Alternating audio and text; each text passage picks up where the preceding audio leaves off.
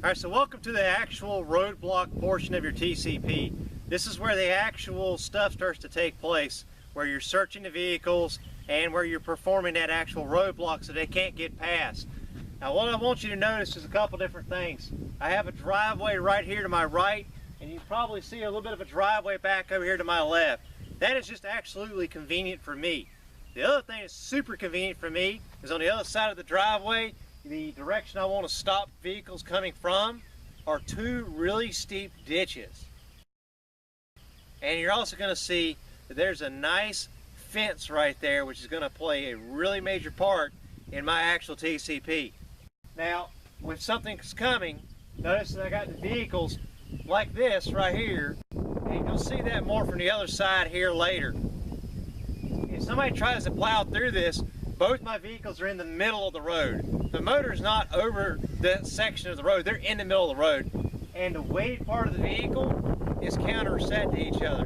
So while that motor's vehicle is that way, the motor on the father vehicle is that way, the motor on this vehicle is on this side over here. Which means even no matter which side they try to hit, they're going to have to push the absolute total weight of that vehicle plus the light side weight of the other vehicle.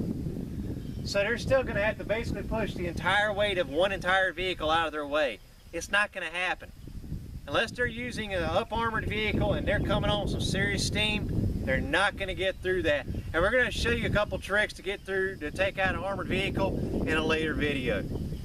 For right now, let's move on and see what the other side of this looks like. Alright, so you're now at the incoming side of this, and as you can see, there's a very steep ditch over here.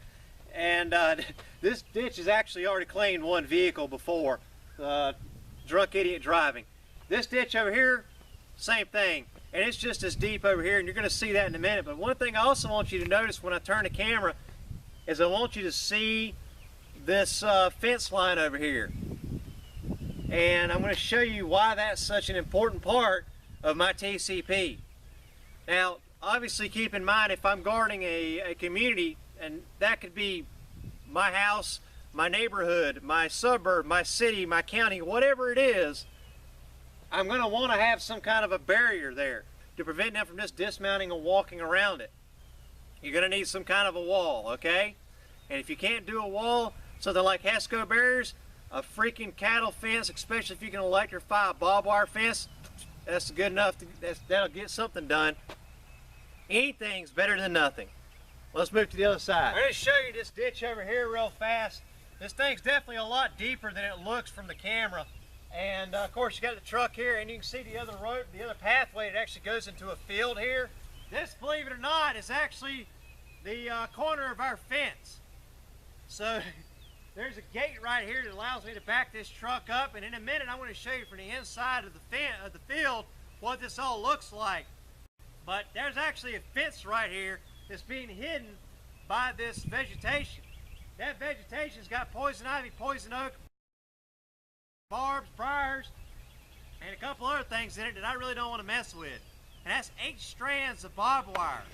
Just want you guys to see how far this here fence spans from my TCP. There's where the truck, the path is, and the truck's right in front of that. And this thing goes all the way back down there about 100 yards, and it ain't there anymore. But my TCP, or excuse me, my serpentine was starting right back there where this fence started. And so they were having to slow down way back there, and by the time they got up to this roadblock, there was just enough room for their vehicle to be here to stop, or to squeeze about 1 to 2 vehicles in between the serpentine and the actual roadblock, and for me to pull people out of the vehicle. Now, if I had another fence on the other side over here onto the left, on this left field, that'd be that mo better.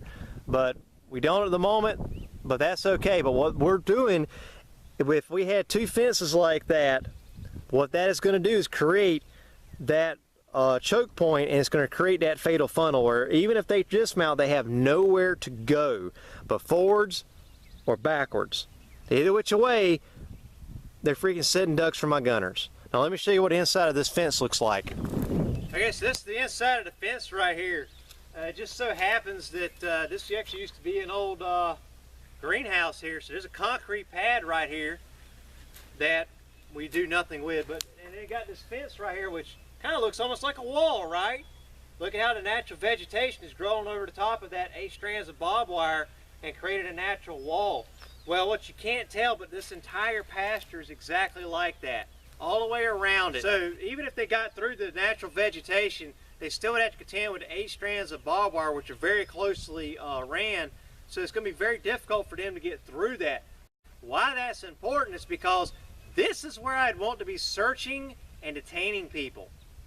Also, there's a second little hidden reason why I would really want this here, especially running down the entire length of my TCP, because if I have someone that tries to attack, I'm going to have my searching and detaining party in here.